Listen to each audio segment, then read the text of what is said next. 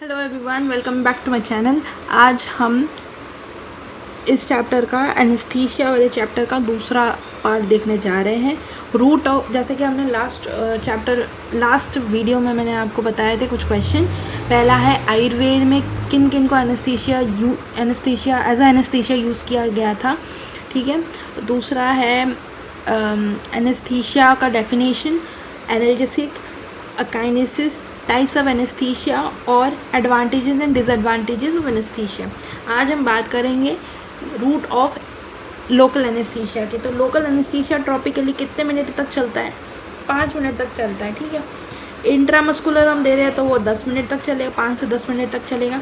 सब क्विटेनियस दे रहे हैं तो 30 to 90 मिनट्स तक का पीक टाइम है।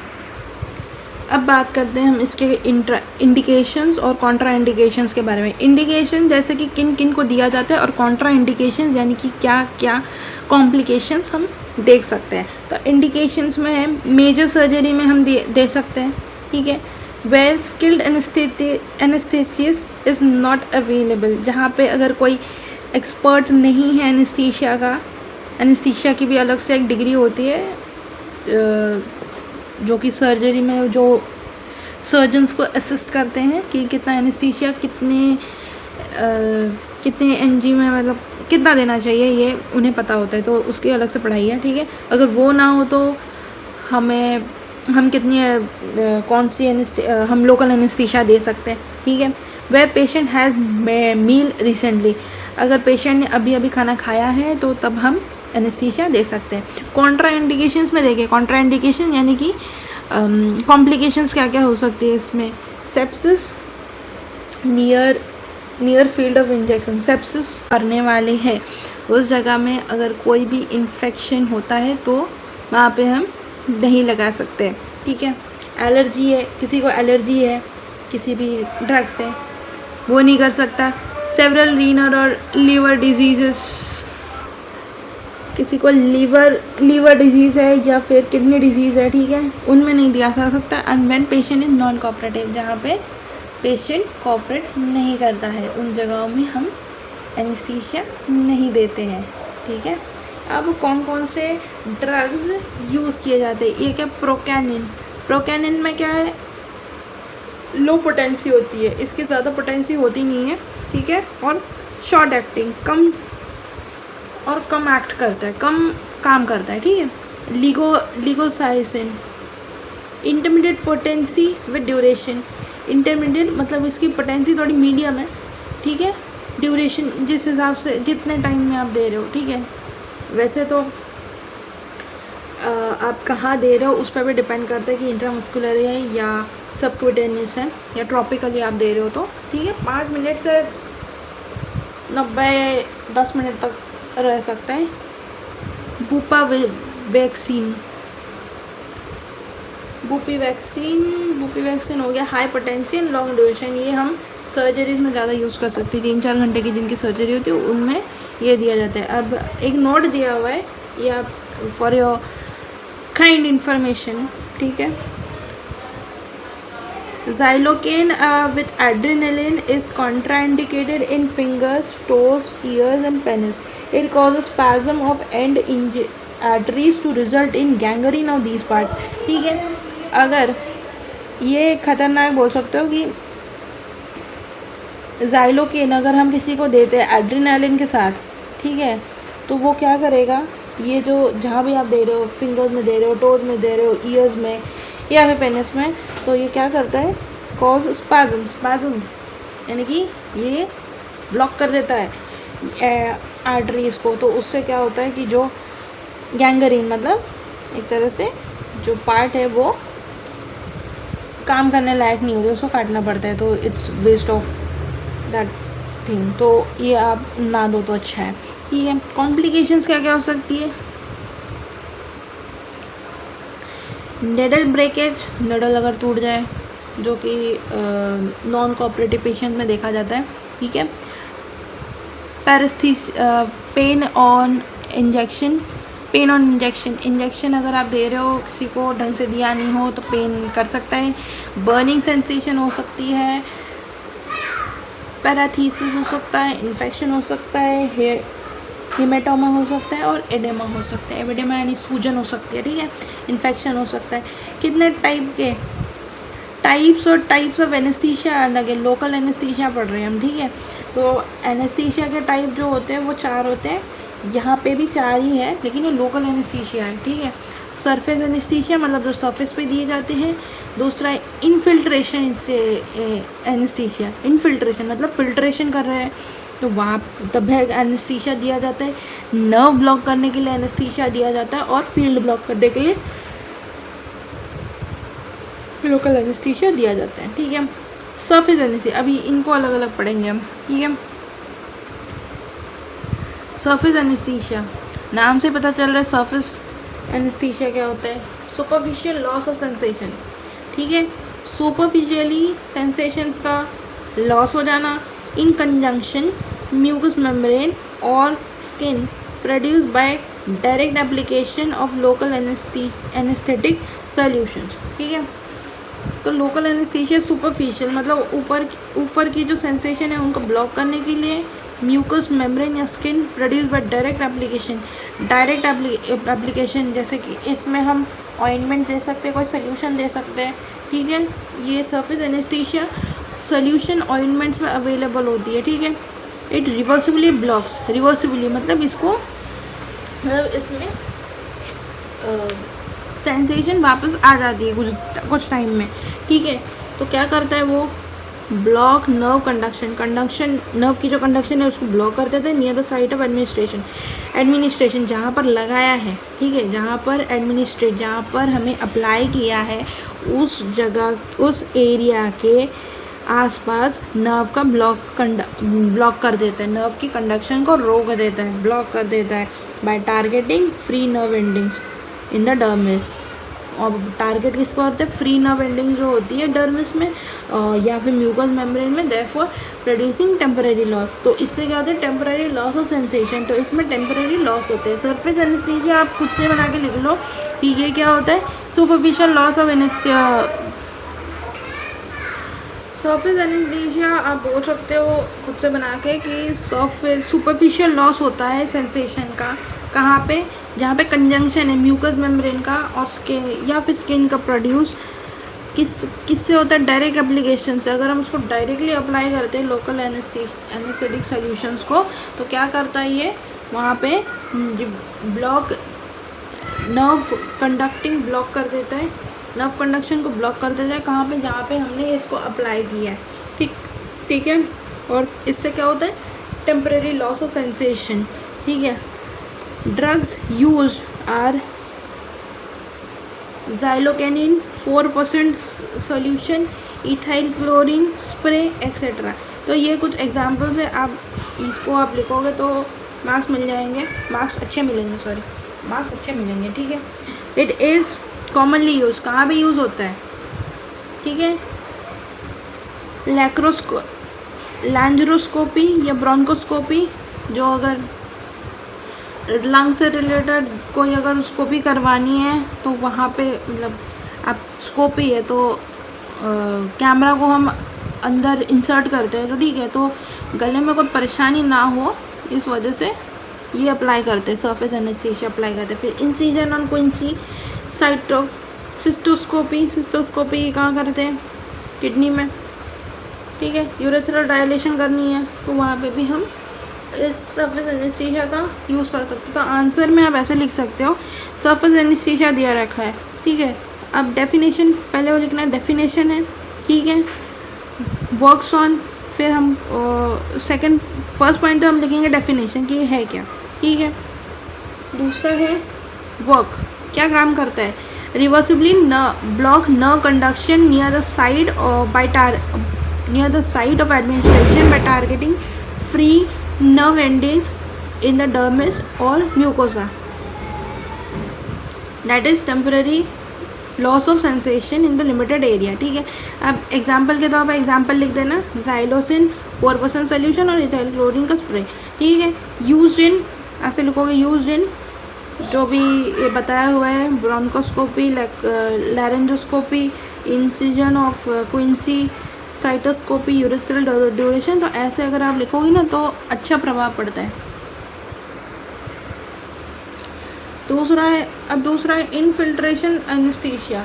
Local anaesthesia anaesthetic solution is injected subcutaneously beneath the skin to be incised. Infiltration से ही समझ में आ रहा है, फिल्टर के अंदर हमें इसको इंजेक्ट करना है। तो लोकल एनेस्थीसिया जो है सोल्यूशन, इसको हम कहाँ इंजेक्ट करते हैं? सबक्यूटेनियसली इंजेक्ट करते हैं। कहाँ पे? Beneath the skin to the incised, to be incised, जहाँ पे हमको इंसिजन यानी कटर लगाना है, वहाँ पे हम सबक्यूटेनियसली एक लोकल एनेस्थीसिया इंसर्ट करते हैं, इंड्यूस करते हैं। ठीक है। Drug is injected fan wise through as few needle prick as possible. ठीक है। छोटे छोटे ऐसे यहाँ पे दिखा रहे होंगे, छोटे छोटे प्रिक्स करते हैं। ठीक है। Point of needle is kept moving as fluid is ejected. Needle को मूव करना होता है, तो ये आप नहीं भी लिखोगे चलेगा। ड्रग्स का आप एग्जांपल लिख सकते हो, लास्ट में भी था जाइलोसिन 2%, वहाँ पे 4% था, यहाँ पे 2% है। ठीक है। Use in major operation, minor operation, छोटे ऑपरेशन में, जैसे कि एक्जिशन ऑफ लिम्फोमा, पॉलिप, टर्बोसिस्ट, टूथ एक्सट्रैक्शन एक्सेट्रा। ठीक है। तो आप लिखोगे पहले तो डेफिनेशन क्या है। ठीक है। इसमें प्रोसीजर लिखा है। ठीक है। प्रोसीजर आप लिखना है तो लिख सकते हो, नहीं तो मत लिखो। ड्रग्स, कौन से ड्रग्स यूज़ करते हैं और कहाँ यूज़ करते हैं। ठीक है। तो ऐसे अगर आप लिखोगे तो बहुत अच्छा रिजल्ट आ सकता है। नर्व ब्लॉक, अब नर्व ब्लॉक दूसरा है नर्व ब्लॉक। रीजनल एनेस्थीसिया यहाँ पर लिखा ही है मैंने, रीजनल एनेस्थीसिया में काम आता है। ठीक है। Local anaesthesia solution is deposited in close proximity to the main nerve trunk supplying the operative area। ये भी लोकल एनेस्थीसिया ही है। सोल्यूशन को क्या करते हैं? डिपॉजिट करते हैं इन क्लोज प्रॉक्सिमिटीज। प्रॉक्सिमिटी मतलब हाथ में, पैर में, मतलब जहाँ पे भी हमको सर्जरी करनी है, जिस पार्ट को हमको एनेस्थेटिक बनाना है। ठीक है। To the main nerve trunk, to the main nerve trunk supplying the operative field। ठीक है। This technique requires great accuracy and knowledge of anatomy। तो हमें पता होना चाहिए कि इसमें क्या चाहिए होता है। एक तो एक्यूरेसी, प्रैक्टिस चाहिए होती है, और नॉलेज ऑफ एनाटमी। ठीक है। ये इंपॉर्टेंट पॉइंट नहीं है। ठीक है। यूज़ ऑफ ड्रग्स, कौन सी ड्रग्स है? लिसोसाइनिन और बुपी वैक्सीन। ठीक है। ये दोनों लास्ट क्लास में मैंने लास्ट पेपर बुक में, लास्ट पार्ट में मैंने बताया था। ठीक है। कि ये एक रीजनल एनेस्थीसिया है। ठीक है। और कॉमन नर्व ब्लॉक्स करती है। कौन कौन सी? ब्रेकियल करती है और डिजिटल करती है। डिजिटल मतलब हाथ के, डिजिटल मतलब हाथ के, और ब्रेकियल मतलब ब्रेकियल प्लेक्सस जो अपर शोल्डर वगैरह है। ओके। ठीक है। ये दो जगह की। फिर फील्ड,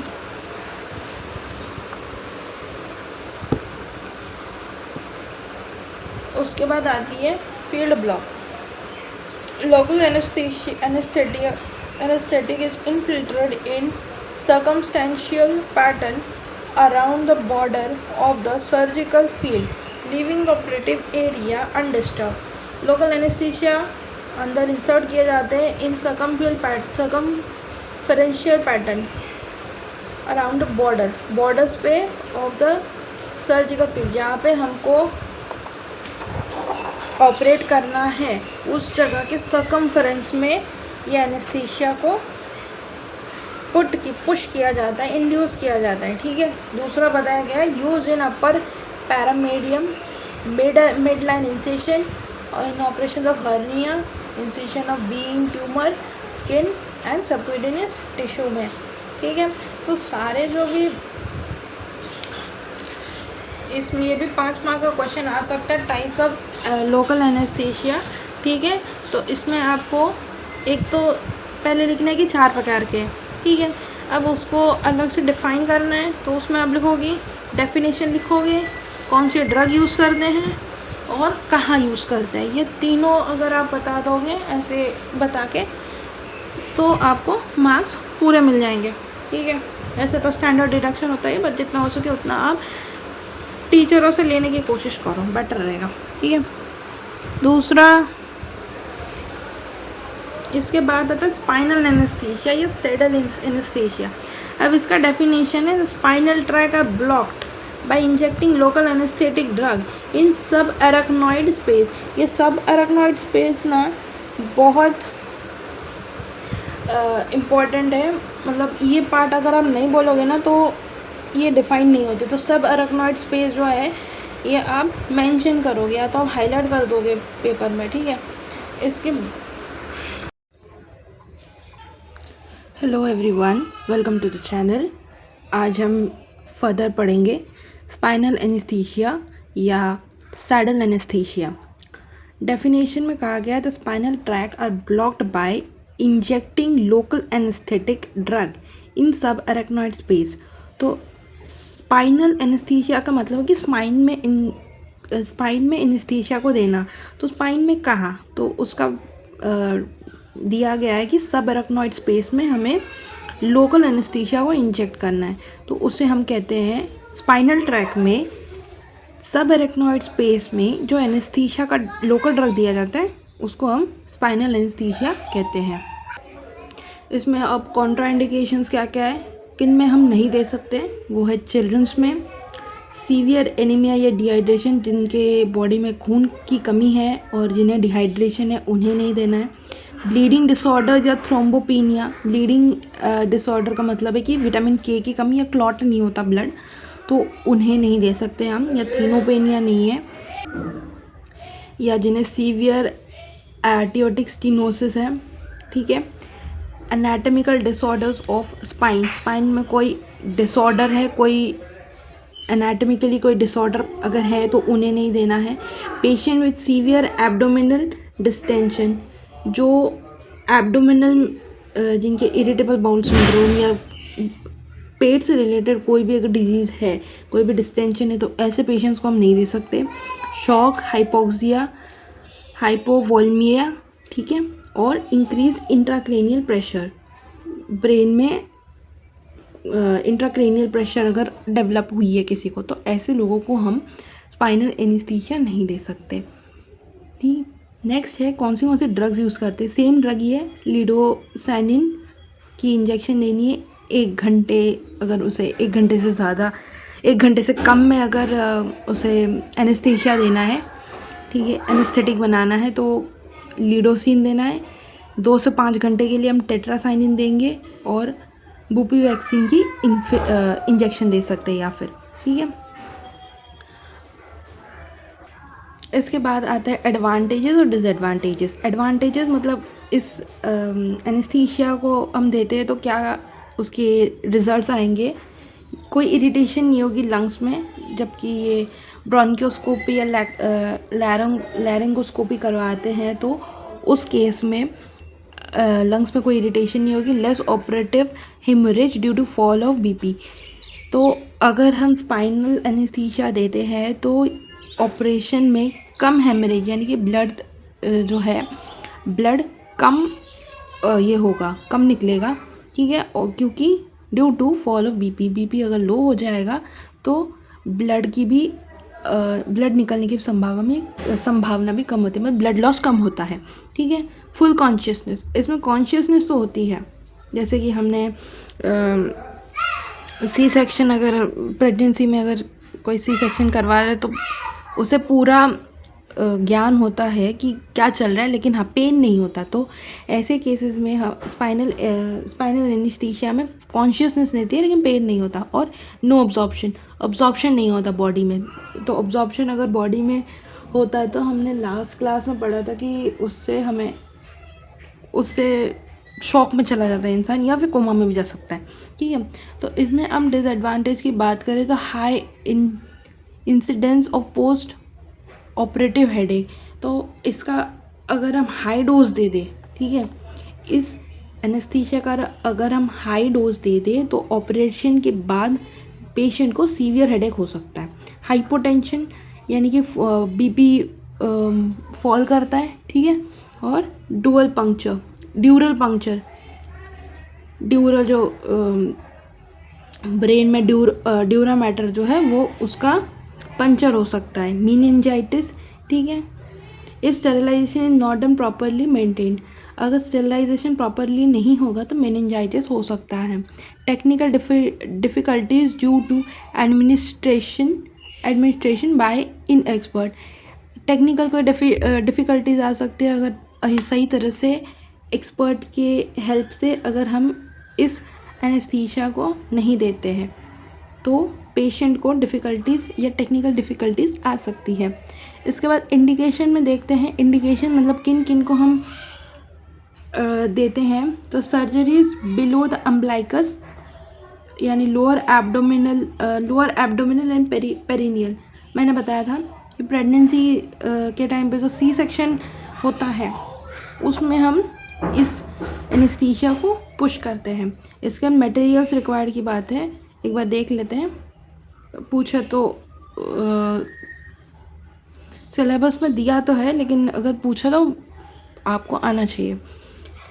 सिलेबस में टेक्निक्स दी हुई, तो टेक्निक्स के पहले हमें मटेरियल्स क्या क्या चाहिए होती है उसके बारे में पता होना चाहिए। तो इसमें आते हैं लंबर पंचर नीडल जो कि 25 to 27 गॉज की होती है। ठीक है, गॉज 25 जो निडल्स होती है। इसका जो यंत्र शस्त्र वाला जो चैप्टर है उसमें बताया गया है।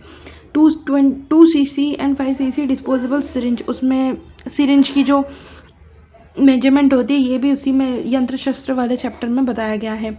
23 to 24 नंबर इंजेक्टेबल निडल चाहिए होती है, टॉवल चाहिए होती है, sponge holding and artery forcep, gloves and anaesthetic drugs.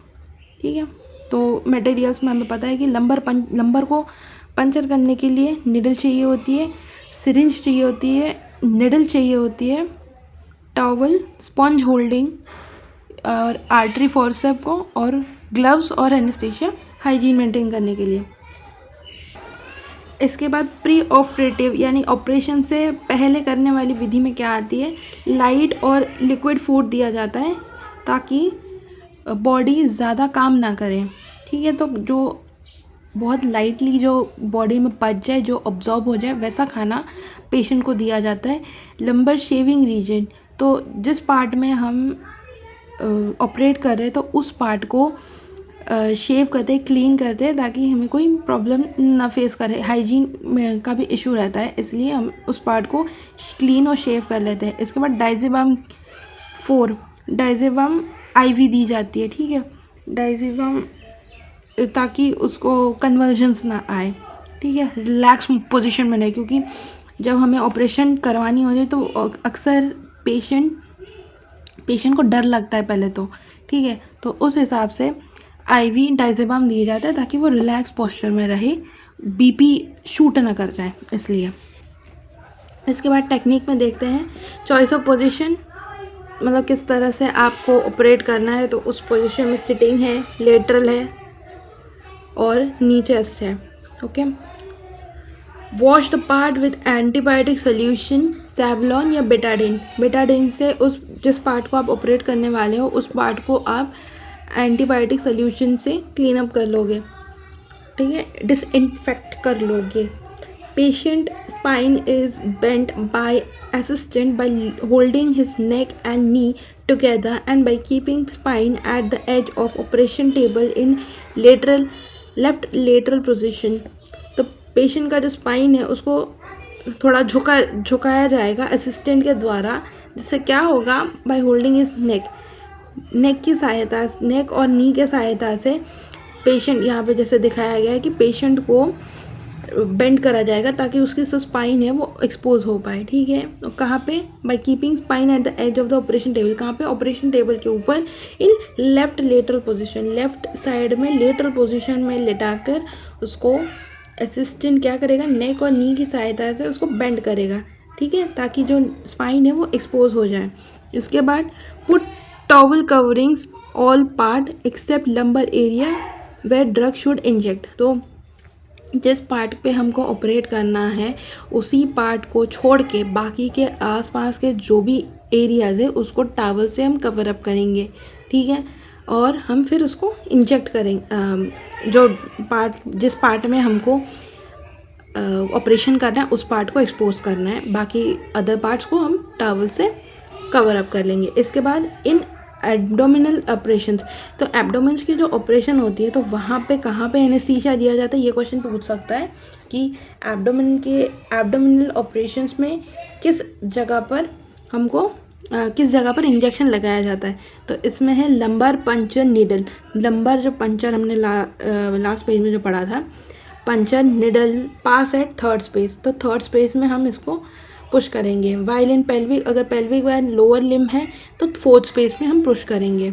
Okay, इसके बाद needle passes from skin to ligamentum nuchae. जो निडल है वो स्किन को पास करके लिगामेंटम नीच तक पहुंचती है। इंट्रास्पाइनस लिगामेंट में एपीड्यूरल सबड्यूरल स्पेस और arachnoid mater then enters into sub arachnoid space. तो इस चार्ट में आपको दिख जाएगा ये जो दिया हुआ है पहले,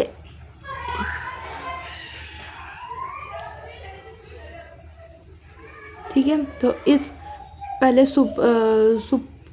सुप्रास्पेशियल लिगामेंट है, फिर इंट्रास्पाइनस लिगामेंट, तो ऐसे करके जैसे दिखा रहे हैं उस तरह से हम यहाँ पहुँच जाएंगे, ठीक है। ये ड्यूरा स्पेस ड्यूरा एरेक्नॉइड है, ठीक है। तो इस तरह से आप इसको देख सकते हो, ठीक है। इसके बाद क्या होता है, इसके बाद वेट फॉर आउटफ्लो CSF। तो सेरिब्रोस्पाइनल फ्लूइड का जब आउटफ्लो होता है, बाहर निकलने लगता है, then filtered the fluid into space through needle without containing air bubbles.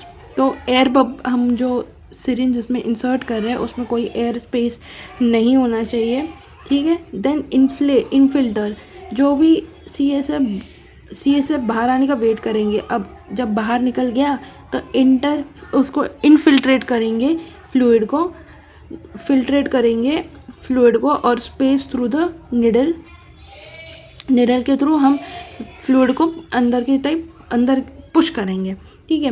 Take out needle, अब हमने पुश कर दिया, अब हम इसको निडल को बाहर निकालेंगे। Seal the site of puncture then with benzoid compounds. तो जो एरिया पंचर हो चुका है उसको बेंजोइक कंपाउंड से सील कर देंगे। Tilt the patient to supine position. अब जो पेशेंट है सुपाइन पोजीशन में था उसको हम टिल्ट कर देंगे, ठीक है। फील द पल्स, अब उनकी पल्स चेक करनी है, BP रिकॉर्ड करना है कि BP शूट हो रहा है कि नहीं। Observe tongue for dehydration, tongue observe करेंगे ताकि कोई डिहाइड्रेशन के साइन तो है नहीं। And if it is dry then immediately start IV 50 dextrose and inject mephentine to fluid if BP falls below 60 mm of Hg, ठीक है। अगर डिहाइड्रेशन के साइंस दिखते हैं तो उसमें IV चढ़ानी है और इंजेक्शन जो बताया गया है मेफेटिन उसे फ्लूइड के थ्रू पास करवाना है, और अगर BP 60 के नीचे गिरा तो। कॉम्प्लिकेशंस, अगर हम इस प्रोसीजर के बाद भी हमें कोई कॉम्प्लिकेशन देखने में आते हैं तो इमीडिएटली आपको ब्लीडिंग दिखेगी, सीवियर हेडेक दिखेगा, बैक एक होगा और शूटिंग। बाद में जो कहा गया कि प्रिकिंग पेन जो है कि सुई चुभने जैसी पेन होती है, शूटिंग पेन, ठीक है, बहुत। और लेट और भी फर्दर अगर हम सिम्टम्स देखें तो वॉमिटिंग होगी, restlessness, paralysis, meningitis, nerve damage और शॉक देखा जाएगा। इसके बाद हम बात करते हैं मैकेनिज्म की, ठीक है। ये काम किस तरह करता है। Regardless of the anaesthetic drug या agent used, the desired effect is to block the transmission of efferent nerve signals from peripheral nerve receptors. तो इसका काम क्या है, जो भी एनेस्थेटिक ड्रग हम इंसर्ट कर रहे हैं एरिया पे, तो वो इसका इफ़ेक्ट क्या होता है कि वो block the transmission of efferent nerve signals. Efferent nerve signals जो है उसके ट्रांसमिशन को ब्लॉक कर देता है। फ्रॉम कहाँ से, पेरिफेरल नर्व रिसेप्टर से, ठीक है। Sensory signals from the side are blocked, तो सेंसरी सिग्नल्स जो आते थे उसको ब्लॉक करते हैं, देयर बाय एलिमिनेटिंग पेन।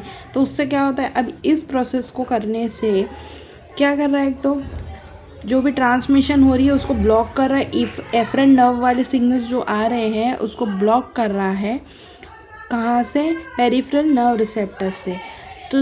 तो उससे जो सेंसरी सिग्नल्स आ रहे हैं साइट पे वो ब्लॉक हो गए, तो उससे उसका रिजल्ट क्या आता है, एलिमिनेटिंग पेन। उससे आपको पेन फील नहीं होगा। यही पेन का मैकेनिज्म होता है। अगर सेंसरी सिग्नल्स में कोई सिग्नल जा रहा है तो उससे ही हमें पेन होता है। कभी कभार ऐसे होता है कि हमें कहीं लगी नहीं है बट वहाँ पे पेन हो रहा है, हमें याद भी नहीं आता कि हमें चोट लगी है या हमने कहाँ पे धक्का खाया है। तो उससे क्या होता है कि हमें लगी, हमें पता नहीं लगा तब, लेकिन जैसे सेंसरी सिग्नल्स पास होते हैं ना तो उससे क्या होता है कि पेन का पता लगता है। तभी हम बाद में फिर कुछ टाइम के बाद हमें फिर पेन होना शुरू हो जाता है। फिर हम सोचते हैं कि ये कहाँ से आया, ये कब हुआ, ठीक है। उसका तो ऐसे काम करता था। Degree of neural blockage depends on the amount and concentration of local anaesthesia use and the properties of the axon, ठीक है। तो degree of neural blockage depends, अब न्यूरल ब्लॉकेज जो होती है, ब्लॉक करने की जो क्षमता होती है वो किस पर डिपेंड करती है, on the amount and concentration, कितने मात्रा में दिया गया है और कितना कॉन्सेंट्रेशन है उस लोकल एनेस्थीसिया का।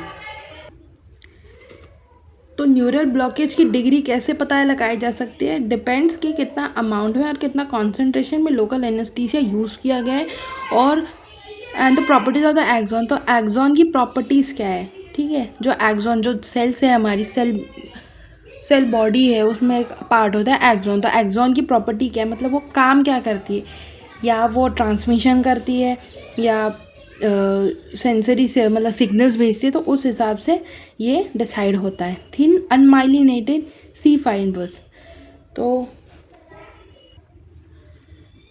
थिन अनमाइलिनेटेड सी फाइबर्स, जो सी फाइबर्स होते हैं माइलिनेटेड, दो टाइप के सेल में बॉडीज़ होते हैं, एक माइलिनेटेड और एक अनमाइलिनेटेड, ठीक है। तो अनमाइलिनेटेड क्या होता है कि जल्दी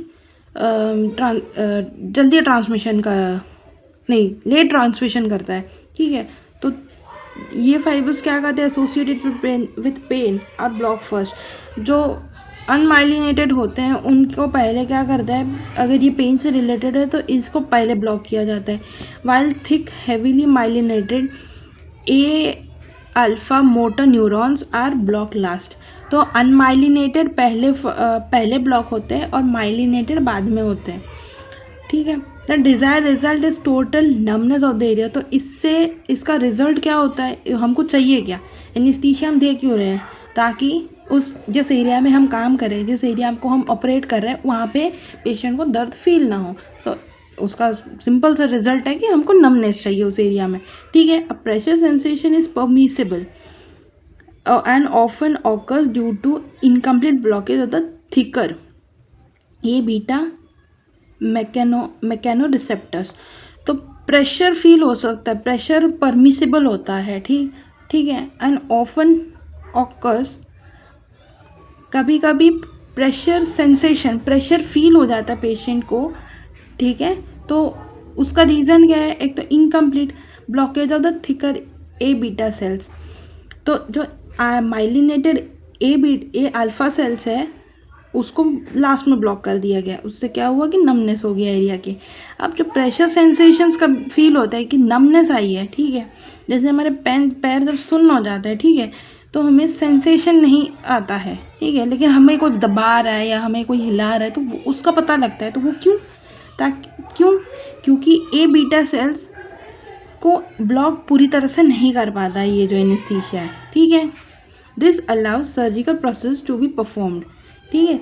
इससे क्या होता है कि पेन भले आप विथ नो पेनफुल सेंसेशन, तो पेन अगर नहीं पता लगेगा तो भले आप पे कितना भी काम किया जाए, कितना भी उस एरिया में जो एरिया सुन है वहाँ पे आप प्रेशर डालो, कुछ भी करो, आपको पता लग रहा है कि हाँ कुछ हो रहा है, लेकिन पेन फील नहीं होगा। तो उस वजह से सर्जिकल प्रोसीजर्स आराम से किए जा सकते to the person undergoing the procedure, ठीक है। Some sedation is sometimes provided to help the patient relax. तो कुछ सिडेशन, अब सिडेशन से अलग होते हैं। सिडेटिव जो हम कहते हैं कि एक तरह से बेहोश कर देना, ठीक है, थोड़े टाइम के लिए बेहोश कर देना, अनकॉन्शियस कर देना।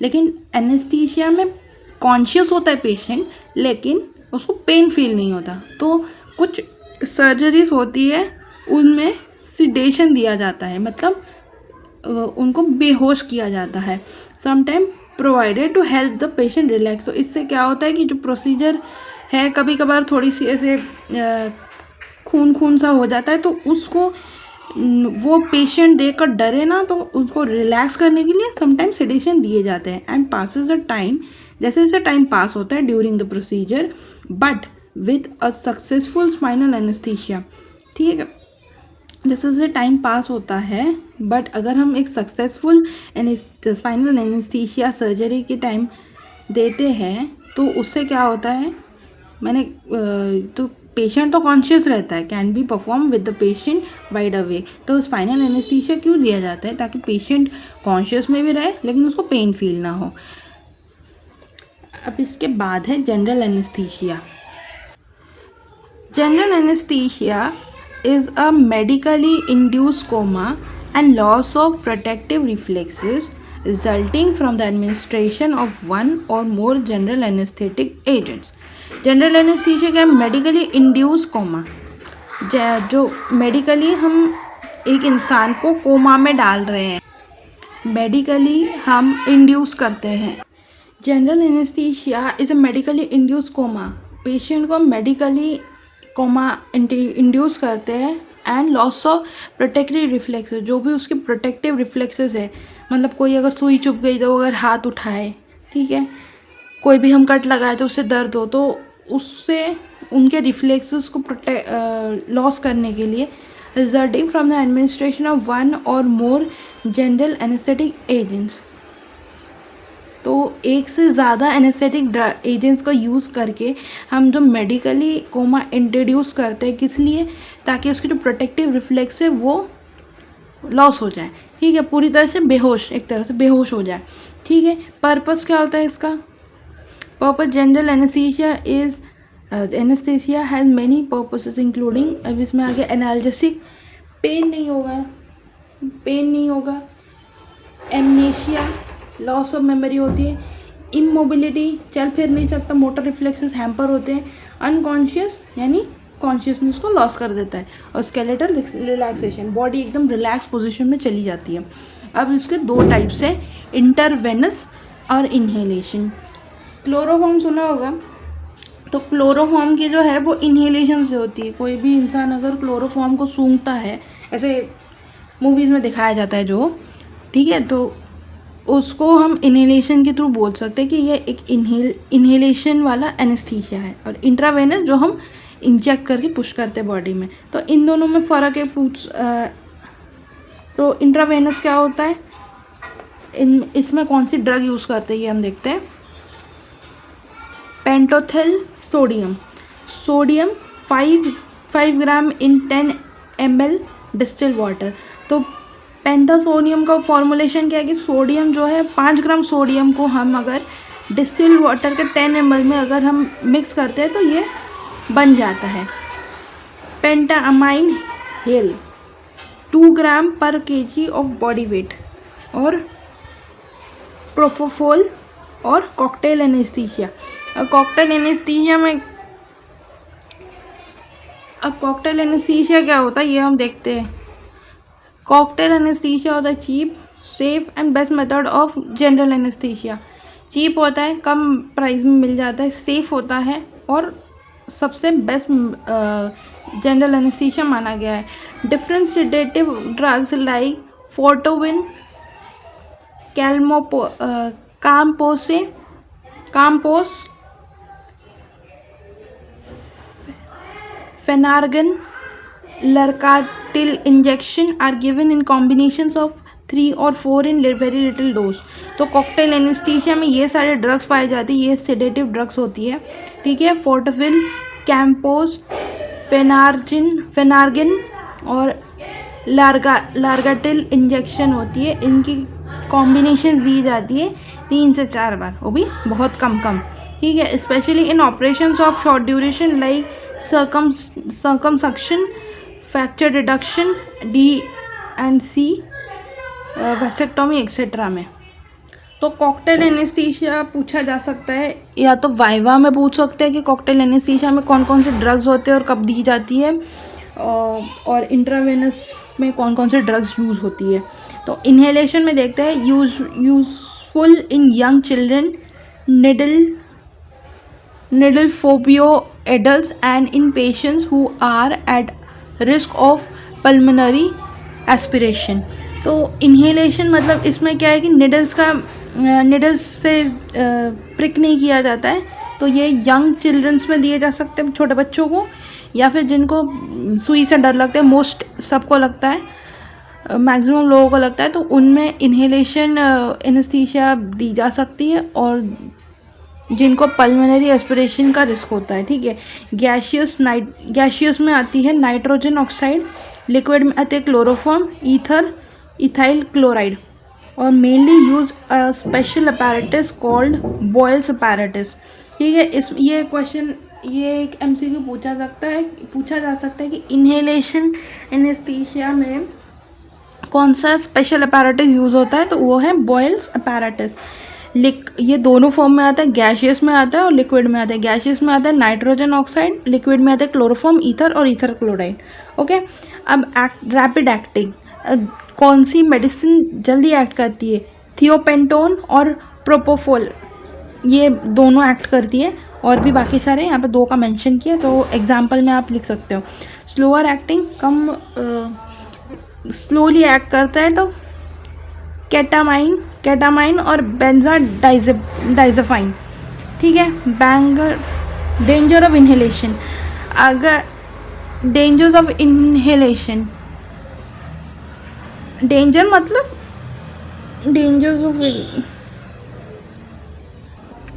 Danger of inhalation, fire and exposure, inhalation, अगर हम इस गैसेस को अगर हम सूंघ ले या इस लिक्विड को हम सूंघ ले तो क्या क्या कॉम्प्लिकेशंस आ सकते हैं। फायर एंड एक्सप्लोजन, ठीक है, हाइपोटेंशन हो सकता है, रेस्पिरेटरी फेल और डेथ, जो कि कार्बन मोनोऑक्साइड के केसेस में ज़्यादा होता है। ठीक है। लिवर डैमेज होता है और जॉन्डिस हो सकती है। हीमोलाइसिस मतलब जो सेल्स है, ब्लड सेल्स है, उनका डिस्ट्रक्शन हो सकता है, जिससे कि एनीमिया होता है। प्री मेडिकेशन मतलब ये मेडिसिन देने से पहले क्या प्री मेडिकेशन देने होते हैं। इट इज़ अ टर्म, ये हम बात करेंगे। अभी हमने पोस्ट ऑपरेटिव देख लिया था, अभी हम प्री मेडिकेशन देखेंगे। It is a term given to the administration of certain medications prior to anaesthesia. तो एनेस्थीसिया देने से पहले कौन कौन सी कुछ मेडिकेशंस देते हैं हम एनेस्थीसिया देने से पहले। They are as follows. 2LA anxiety, ठीक है, पहला इसमें 6 पॉइंट्स है। 2LA anxiety, tablet diazepam 0.1 to 0.2 mg per kg, और tablet lorazepam 2 to 4 mg orally देते हैं इसको, और triclofos syrup 100 mg per kg 1 hour prior to surgery childrens में दी जाती है। ठीक है। कोई एंजाइटी अगर ना हो, एंजाइटी नहीं हो, उसके लिए हम डाइजेबम दे सकते हैं। ठीक है। और लोराजेपम देते हैं, और अगर चिल्ड्रंस में है तो सिरप दिया जाता है। पेन हो रहा है तो पेन के रिलीज़ के लिए मॉर्फिन दिया जाता है, बेस्ट है। एंजाइटी के लिए तो हमने पहले भी पढ़ा था कि डाइजेबम मैक्सिमम डॉक्टर्स रिकमेंड करते हैं, और पेटाडीन, मॉर्फिन, पेटाडीन और ट्रामाडोल। अगर आप इसकी ये जो मेजरमेंट्स आप नहीं लिखोगे तो भी चलेगा, अगर आप खाली मेडिसिन के नाम लिख लोगे तो भी चलेगा। ड्राई टू ड्राई सिक्रीशन, अगर कोई सिक्रीशन ड्राई हो रही है, ड्राई सिक्रीशन आ रही है ना, तो उसमें आप एंटी कोलेरिजिक ड्रग्स, जैसे कि क्या होता है, ग्लाइकोपायरोलेट आप दे सकते हो। टू हेल्प एनेस्थीसिया इंडक्शन, अगर हमको एनेस्थीसिया को जल्दी लाना है, ठीक है, तो उसके लिए भी मेडिकेशन दी जाती है। ब्लंट मतलब ये ऐसे है कि हमें पेशेंट को पेशेंट में क्या क्या कॉम्प्लिकेशन आते हैं उसको टारगेट करने के लिए, उसको टैकल करने के लिए अगर एंजाइटी आ रही है तो हम डाइजेपाम के इंजेक्शन दे सकते हैं। पेन हो रहा है पेशेंट को तो हम मॉर्फिन देते हैं। ड्राई सिक्रीशंस हो रहे हैं तो ग्लाइकोपेट्राजो पायरोलेट देते हैं और एनेस्थीसिया दे देते हैं। फिर ब्लंट बेरा रिसेप्टर रिफ्लेक्स हो रहा है किसी को तो स्मॉल डोज में बीटा ब्लॉक देते हैं, ठीक है। और गैस्ट्रिक वॉल्यूम एसिडिटी या गैस्ट्रिक वॉल्यूम पेट का कोई ऑपरेशन करना है, ठीक है, अल्सर वगैरह, तो उसमें मेटाक्लोप्रामाडीन देते हैं और रैनिडिन। ये मोस्ट प्रोबेबली मैंने सुना है ये पेंट्राजोल देते हैं एसिडिटी को, क्योंकि जब हम कोई मेडिसिन देते हैं तो बॉडी में एक तरह से गर्मी पैदा होती है, तो उस गर्मी को झेलने के लिए जो स्टमक में एक लेयरिंग होनी चाहिए, तो ये तीनों मेडिसिन उसमें काम आती है। इसके लिए इसको पहले दिया जाता है कि बॉडी में हीट ज़्यादा ना बढ़े। ये जो एनेस्थीसिया देंगे वो उससे तो बढ़ेगी और ना बढ़े, इसके लिए उसको न्यूट्रलाइज करने के लिए ये तीनों मेडिसिन दी जाती है। अब इसके बाद है प्री ऑपरेटिव असेसमेंट। अब ऑपरेशन करने से पहले ये क्वेश्चन एक पूछा जाता है 5 मार्क में कि प्री ऑपरेटिव असेसमेंट कैसे करते हैं और इसको किसने दिया। ये एमसीक्यू में भी पूछा जा सकता है और ऐसे 5 मार्क में भी क्वेश्चन पूछा जा सकता है। क्या है ये? ASA American society of anesthesiologist, ठीक है, इन्होंने कैटेगरीज बताई है। Given the category name to the patient, number to the patient according to following numbers, ठीक है। तो इन्होंने नंबर बनाई है कैटेगरीज में कि कौन कौन से पेशेंट्स होते हैं उनके अकॉर्डिंग। तो ASA 1 नो अबनॉर्मलिटीज़। ASA 1 में ऐसे पेशेंट्स आएंगे जिनमें कोई अबनॉर्मलिटी नहीं है। ASA 2 होता है माइल्ड सिस्टमिक डिसऑर्डर।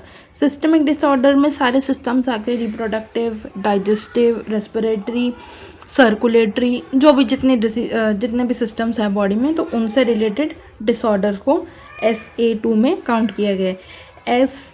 ASA 3 में क्या बताया गया है कि severe systemic diseases with normal activity. अब ये माइल्ड वाला है, ये सीवियर वाला है, ठीक है। अब 4 में क्या गया? सीवियर और सीवियर, इससे जिससे कि that is threatening to the life of the patient. तो ये क्या है कि ये लाइफ को थ्रेटन कर सकते हैं, ठीक है। पोर्टल सिस्टम में हो गया या फिर डायबिटिक कोई इशू हो गया, हाइपरटेंशन हो गया, तो इन केसेस को इनमें इंक्लूड किया जाता है। ASA 5 इसमें क्या है? मॉरिबंड, यानी not expected to survive 24 hours without और विथ ऑपरेशन। कुछ ऐसे केसेस बताते हैं कि डॉक्टर की पेशेंट के पास सिर्फ 24 घंटे या 2-3 दिन है, तो अगर आप अभी ऑपरेट नहीं करोगे तो पेशेंट के चांसेस कम हो जाएंगे। तो ऐसे पेशेंट्स को ASA 5 में इंक्लूड किया गया है। ASA 6 में है patient is dead posted for organ donation. तो इन ग्रुप्स में क्या है कि पेशेंट की डेथ हो चुकी है और ये लास्ट स्टेज है ASA 6 में कि पेशेंट इज़ डेड और उसको ऑर्गन डोनेशन के लिए हम दान कर रहे हैं। इसके बाद इन्वेस्टिगेशंस में आता है कि all investigations are depending upon condition of patient and disease, some common are. तो ये जो ASA जो प्री ऑपरेटिव असेसमेंट जो है, ये ऑपरेशन से पहले करने वाले इन चीज़ें हैं।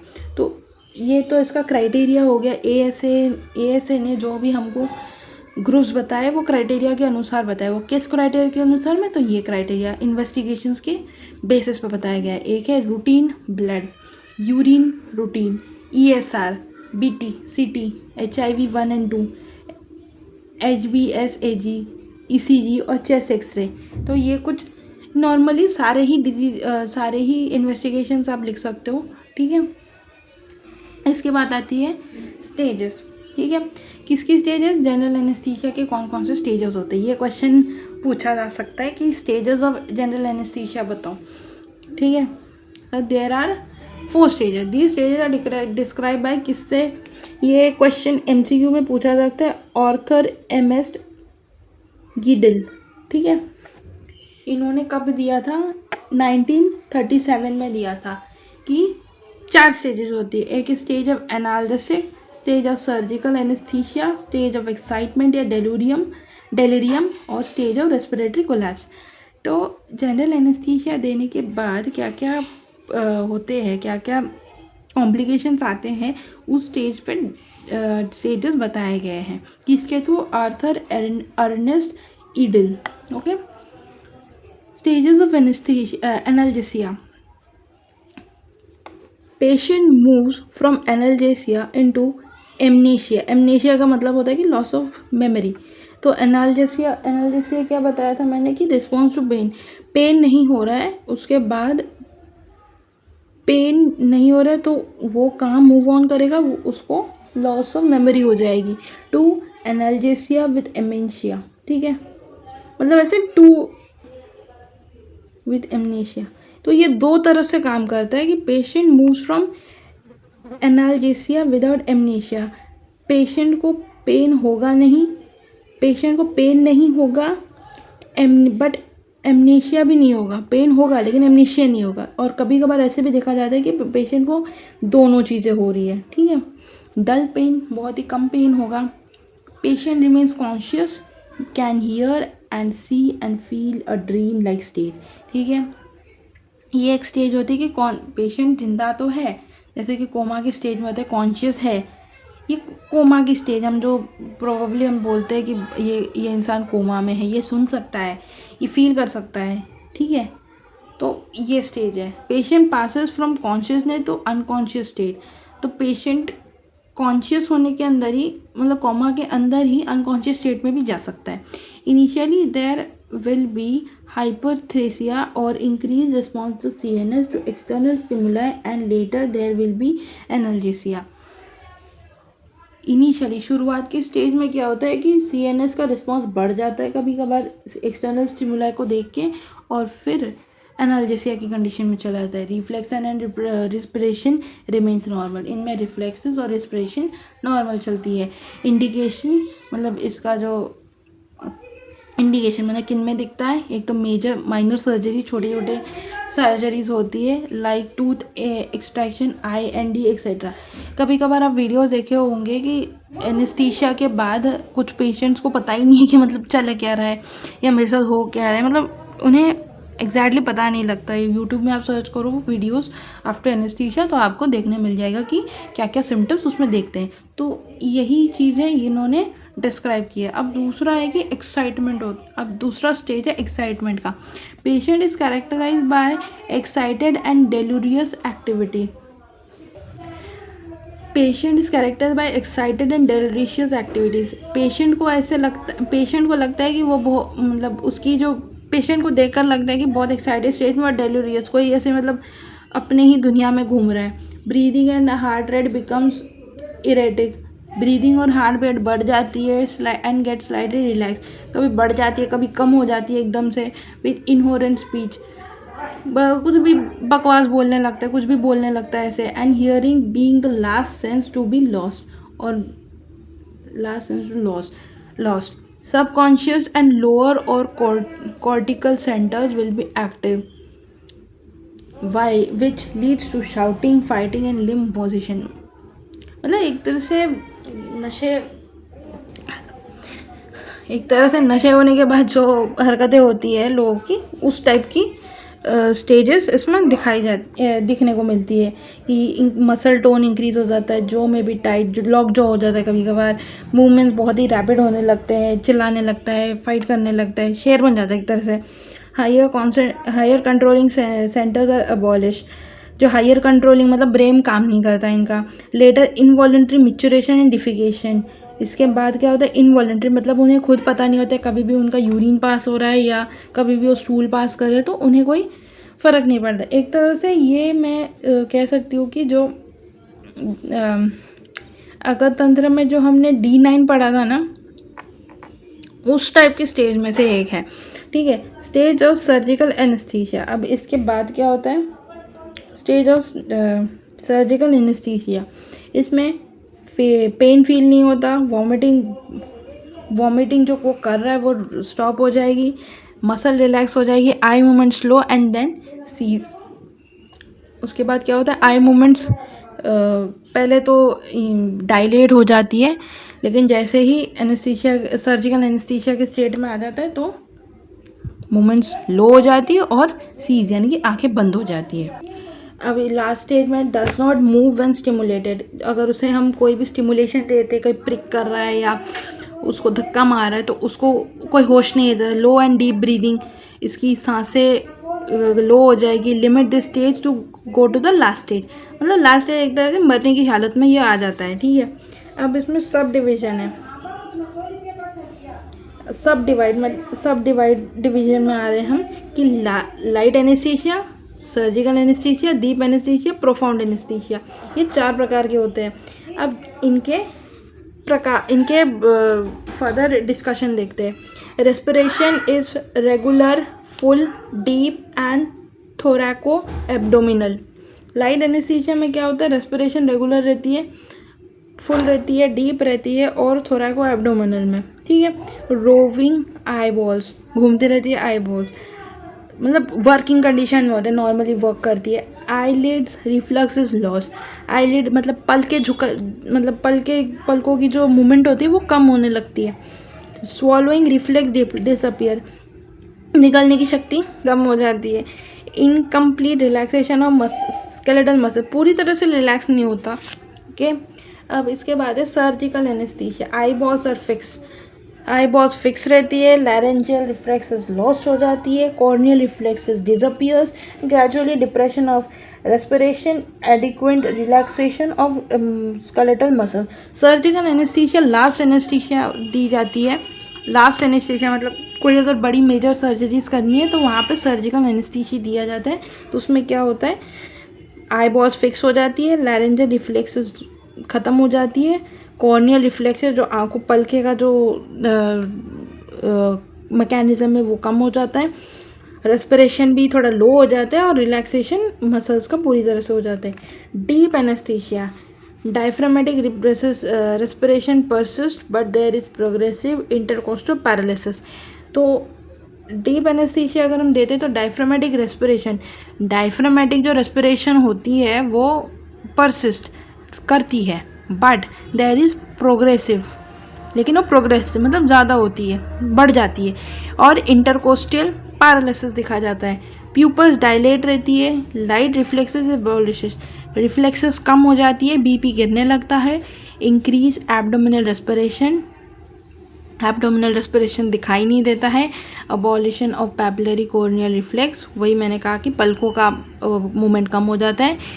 ब्लड मसल पूरी रिलैक्स हो जाती है। It indicates overdose of anaesthesia. अब ये क्या है, ये एकदम मतलब अगर किसी को हम ज़्यादा एनेस्थीसिया दे देते हैं तो उसके कॉम्प्लिकेशंस होते हैं। Profound anaesthesia, complete paralysis of intercostal muscles. Intercostal मतलब सांस लेने में दिक्कत आती है, उसमें पैरालिसिस हो जाता है। प्यूपल्स डायलेट हो जाते हैं, मसल्स होती है फ्लेसिड हो जाती है, फूल जाती है। फर्दर ड्रॉप ऑफ बीपी, और भी बीपी गिरने लगता है, और एब्डोमिनल रेस्पिरेशन एकदम शैलो, एकदम कम हो जाती है, मतलब हार्डली उसको ये कर पाते हैं हम, कैप्चर कर पाते हैं। एंड लास्ट है स्टेज और respiratory collapse. Administration of too much medication leading to brainstem or medullary suppression result in respiratory and cardiovascular collapse. कभी जब हम एनेस्थीसिया की मात्रा ज़्यादा दे देते किसी पेशेंट में तो उसमें क्या होता है कि जो ब्रेन स्टेम है और मेडुलरी एक्शन से वो कम हो जाती है। उससे क्या होता है कि रेस्पिरेशन और कार्डियोवैस्कुलर कोलैप्स हो जाता है। Rarely return to normal state, इसको हमें वापस रिवर्सिबल स्टेट में लाना बहुत मुश्किल हो जाता है। टोटली पैरालिसिस होता था इसमें। वैसोमोटर कोलैप्स हो जाती है। वैसोमोटर का मतलब है कि जो ब्लड वेसल्स की डायलेशन है वो नहीं हो पाती है, ठीक है, तो इधर वो कोलैप्स हो जाते हैं। वैसो डायलेशन जो होती है कि अगर बॉडी को ज़्यादा ब्लड चाहिए तो उसका मतलब जो आर्टरीज है उनकी जो ये बढ़ जाती है, ठीक है, तो वो इस स्टेज में रेस्पिरेटरी कोलैप्स में पूरी तरह से कोलैप्स हो जाती है, मतलब खुद से बॉडी और रिस्पॉन्ड नहीं कर पाती। इसके बाद आते हैं मॉनिटरिंग ड्यूरिंग एनेस्थीसिया। एनेस्थीसिया देने के बाद क्या क्या चीज़ें हमें मॉनिटर करना चाहिए। इंस्पिरेशन, ऑक्सीजन कॉन्सेंट्रेशन, ऑक्सीजन की कॉन्सेंट्रेशन सांस लेने के टाइम में कितनी है वो देखनी चाहिए। Oxygen saturation by pulse oximeter, तो जो कोविड के टाइम में बहुत चल रहा था कि वो जो उंगली में हम जैसे क्लिप जो था वो ऑक्सीमीटर है, उसको ऑक्सीमीटर कहते हैं, तो उसकी वो ऑक्सीजन सैचुरेशन हमें चेक करते रहना चाहिए। एक्सपिरेटरी ऑक्सीजन टेंशन मेजरमेंट करनी चाहिए। बीपी चेक करना चाहिए। Early observation of urine output while urinary catheter, जो तो सर्जरी के टाइम पे अगर किसी पेशेंट को हम कैथेटर लगा रहे हैं और उसमें कितनी यूरिन कलेक्ट हो रही है वो हमको घंटे पर घंटे चेक करनी चाहिए। तो उससे हमें क्या पता लगता है कि पेशेंट स्टेबल है, ठीक है, या पेशेंट अगर कुछ अबनॉर्मल दिखता है तो हम उस हिसाब से मैनेजमेंट कर सकते हैं।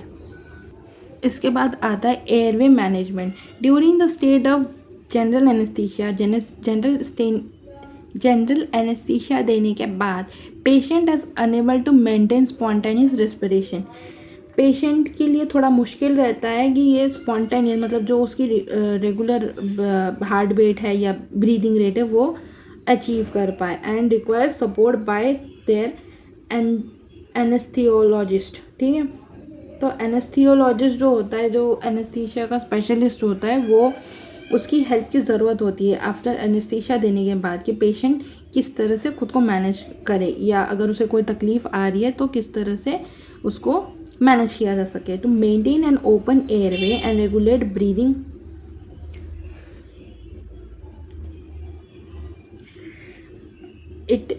फिर to maintain an open airway and regulate breathing within acceptable parameters.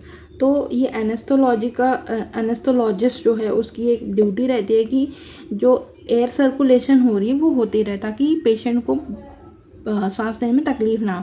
It involves placement of either an endotracheal tube और a supraglottic airway device that sits above the vocal cord. तो एक device आता है, ठीक है, endotracheal और सुप्राग्लॉटिक airway.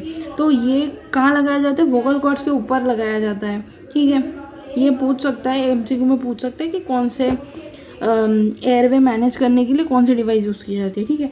Both of these devices allow for adequate delivery of oxygen and anaesthetic gas, ठीक है। ये दोनों क्या करते हैं, जो रेस्पिरेशन है उसमें हेल्प करते हैं।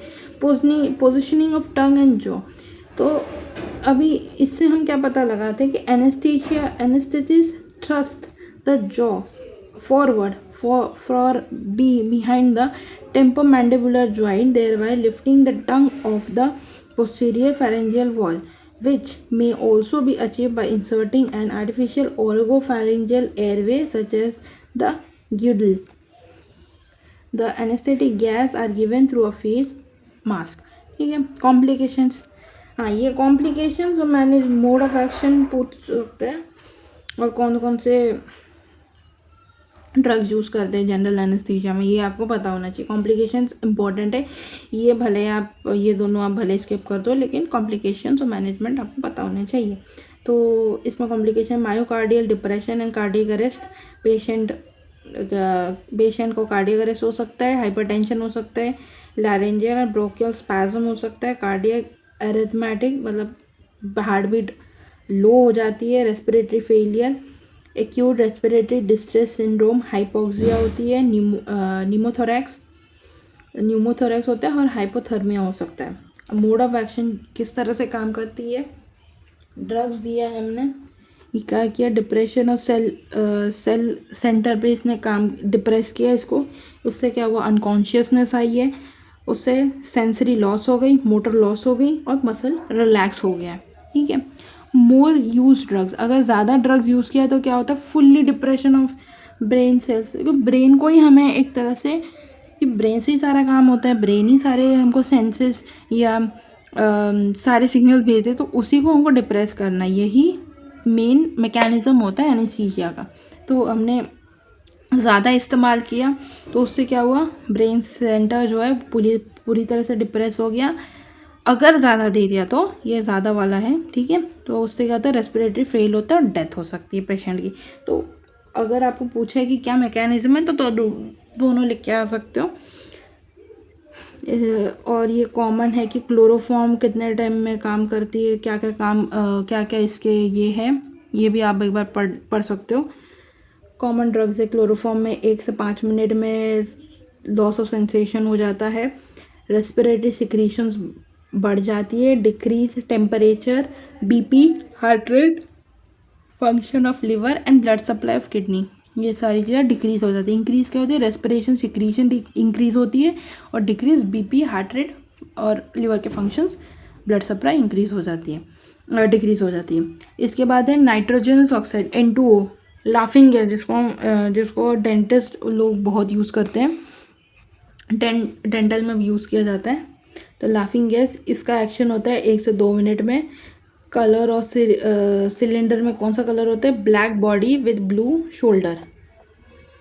when stops its administration, patient comes to conscious within 2 to 3 minutes। अगर जैसे ही हमने इसको देना बंद किया, गैस को देना बंद किया, तो द पेशेंट कॉन्शियस में 2 से 3 मिनट में वापस आ जाता है। If it administrated without oxygen, अगर हम इसे बिना ऑक्सीजन के देते, then patient undergo consciousness without half a minute. No irritant to patient को कोई इरिटेशन फील नहीं होती। प्लीजेंट टू इनहेल, अच्छी स्मेल होती है तो आराम से इनहेल कर सकते हैं। Post operative complication is less, operation के बाद जो कॉम्प्लिकेशन आती है वो लेस होती है, ठीक है। नो मसल रिलैक्टेंट, कोई मसल इसमें रिलैक्स नहीं होती है, और रेस्पिरेशन भी इंक्रीज नहीं होती है। बीपी इंक्रीज हो सकती है और पल्स इंक्रीज हो सकती है। इथाइल ईथर क्विक एब्जॉर्बेंट होता है, एंड फायर ऑल्सो इवेपोरेटिव होता है, और फायर भी लग सकती है इसमें, ठीक है। So keep in cold and dark room, ये इसका प्रिकॉशन है, ठीक है। Killed micro organism act as a local anaesthesia की तरह भी काम करता है, और ऑर्गेनिजम्स भी किल करते हैं इससे। मसल रिलैक्स होती है, increase secretions and respiratory system में सिक्रेशंस इंक्रीज हो जाती है, और ग्लूकोज लेवल बढ़ जाता है। Decrease interstitial movements and secretions, क्या क्या डिक्रीज करता है, मूवमेंट्स डिक्रीज कर देते हैं, सिक्रीशंस और ब्लड सप्लाई किडनी के लिए डिक्रीज कर देते, किडनी और लिवर में डिक्रीज कर देता है, ठीक है। तो हेलोथेन एनेस्थीसिया इज रैपिड, ये रैपिड होता है, स्मूथ होता है, और इसमें फास्ट रिकवरी होती है। ब्लड सेल्स को डायलेट कर देता है, made heart to sensitive towards adrenaline, heart जो है, मतलब जो हार्ट है उसको सेंसिटिव कर देता है, किसके लिए, एड्रेनालिन के लिए थोड़ा सेंसिटिव कर देता है, मतलब जल्दी रिएक्ट करता है। कॉन्ट्राइंडिकेशन क्या है, शॉक और डिलीवरी में नहीं दिया जा सकता है। Most costly and it has no analgesic properties, analgesic मतलब इसमें पेन फील, मतलब इसको हम पेन में नहीं दे सकते, एनाल्जेसिक नहीं है, और कॉस्टली होता है थोड़ा, और डिक्रीज करते बीपी और पल्स को। Got hepatotoxic effect such as hepatitis, that is why it should not be given to patient who has previously taken halothane anaesthesia within 4 weeks. तो ये एक कॉन्ट्रा इंडिकेशन है, कॉन्ट्रा इंडिकेशन 2 है इसमें, कि shock और delivery में नहीं देना है, और हिपैटोटॉक्सिक होता है, मतलब लिवर के लिए अच्छा नहीं होता, इसीलिए इसको ज़्यादातर यूज़ नहीं किया जाता है। आपको नाम पता होना चाहिए इसके, अगर पूछते हैं तो आप लिख सकते हो। इसके बाद है कीटामाइन। कीटामाइन में क्या है, it is also known as dissociative anaesthesia, sudden temporary alteration, good for repeated use, बार बार इसको हम यूज़ कर सकते हैं। Useful for dressing an IND, ठीक है। बर्न में, अगर किसी को बर्न हो रहा है तो उसमें हम दे सकते हैं। रिफ्लेक्सेस आर नॉट एबॉलिश, में रिफ्लेक्सेस को हैम्पर नहीं करता। It elevates heart rate, cardiac output, BP due to sympathetic stimulation. तो अब तक हमने क्लोरोफॉर्म से लेके हेलोइथेन तक पढ़ा है, तो उसमें क्या करते हैं, बीपी को डिक्रीज़ कर देता है। हाँ, एक में नाइट्रोजन वाले में जो है उसमें बीपी इंक्रीज़ कर रहा है, बीपी और नहीं तो बाकी सब में हार्ट रेट और बीपी कम ही कर रहा था, ठीक है। ब्लड सप्लाई भी कम कर देता है। लेकिन ये कीटामीन है और नाइट्रोजनस ऑक्साइड है, ये दोनों क्या करते हैं, हार्ट रेट को एलिवेट यानी कि बढ़ा देते हैं, ठीक है। डेंजरस फॉर IHD पेशेंट्स, ठीक है, इनके लिए डेंजरस हो सकता है।